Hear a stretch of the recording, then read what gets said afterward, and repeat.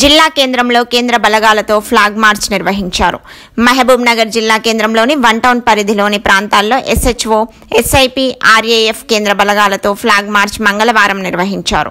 CI Appayya మాట్లాడుతూ రానున్న గణేష్ ఉత్సవాలను పురస్కరించుకొని శాంతి భద్రతల పరిరక్షణ కొరకు ఈ కార్యక్రమం నిర్వహించామని తెలిపారు. ఎక్కడా ఎలాంటి అవాంఛనీయ సంఘటనలు జరగకుండా ఉండేందుకే ఇలాంటి కార్యక్రమాలు నిర్వహిస్తున్నామని అన్నారు.